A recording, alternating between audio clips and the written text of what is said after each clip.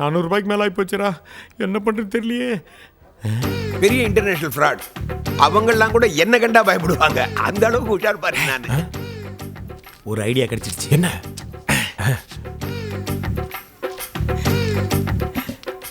Good morning sir.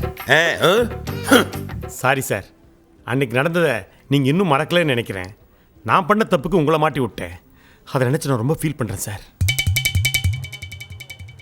நான் பண்ண தப்புக்கு பிராயச்சித்தமா இன்னைக்கு உங்கள் பில்லை நான் தான் சார் கொடுக்க போகிறேன்.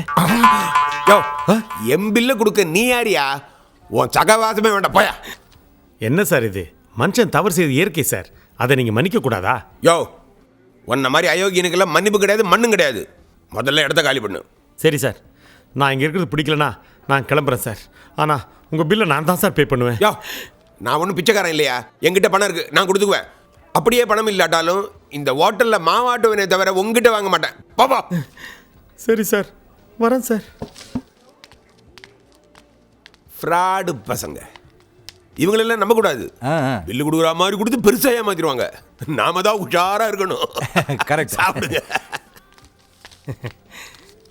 சார். பில்லை நான் கொடுத்துட்றேனே. வேணாம் வேணாம், நானே கொடுத்துக்கிறேன், நீ போ. பில்லு அவர் கொடுப்பாரு. வாடா. டேய், இப்படின்னு தெரிஞ்சிருந்தா 2 ஃப்ரூட் சாலட் சேர்த்தே சாப்பிட்ருப்பேன். பிச்சைக்கார பற்றி ஒன்று விட்டு போவாதே. வாடா.